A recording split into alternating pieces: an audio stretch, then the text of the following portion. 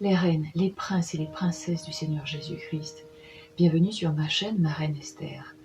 À travers cette chaîne, je souhaite rendre hommage à ma maman qui m'a donné la vie et m'a appris à découvrir la Bible sous un angle particulier, celui de l'amour et de la compassion de Jésus.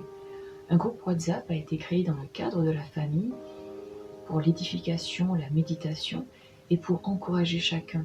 C'était l'occasion pour les tantes, les oncles, les cousins et les cousines de partager des messages d'espoir pour alimenter le groupe. Ma mère a eu à cœur de proposer des méditations quotidiennes. Pour mener à bien cette mission, elle faisait des recherches approfondies pour plonger dans l'univers, le contexte d'écriture, des passages bibliques à l'étude. Petite anecdote, elle y passait des heures avec un plaisir si intense qu'elle en oubliait bien souvent de se préparer un repas. Elle a semé la parole dans les vies et les cœurs des membres de sa famille. Par contre, elle n'avait pas imaginé qu'elle aurait jeté une bouteille à la mer avec ses messages d'espoir, en semant sur un terrain, une terre plus large, celle de vos vies, vous qui me regardez et écoutez ces messages d'édification. Ces méditations sont pour vous qui visionnez ces vidéos et, je l'espère, par lesquelles vous serez fortifiés dans votre foi chrétienne. Après avoir fait allusion, de façon symbolique bien sûr, au terrain fertile ou la terre fertile que vous représentez, il me semble opportun de faire le parallèle avec la parabole du semeur que vous pouvez lire dans Matthieu 13 au verset 1 à 23. Après la lecture de ces versets, dites-moi dans quelle terre aimeriez-vous que votre foi soit ancrée.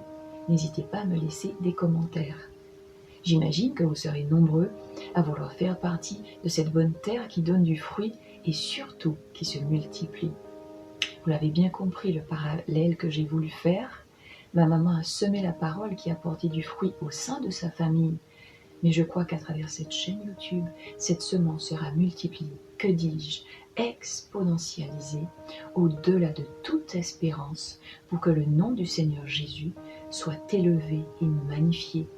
Que sa lumière luise sur les épaisses ténèbres qui cherchent à obscurcir votre vision dans ces temps de crise. Pourquoi le nom de cette chaîne, ma reine Esther? Tout simplement, comme vous pouvez le deviner, c'est le prénom de ma maman, Esther. Pourquoi ma reine? Alors c'est avant tout ma reine. Par ailleurs, j'ai souhaité rappeler le souvenir de la reine Esther, dont parle la Bible, cette jeune femme juive exceptionnelle, pleine de courage, de finesse et de beauté qui a sauvé son peuple. Vous pouvez découvrir son histoire dans le livre d'Esther au chapitre 4, 5, 7 et 8.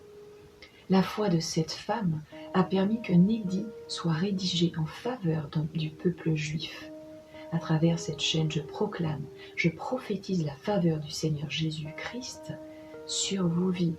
Recevez une pluie de bénédictions dans le nom de Jésus. Amen.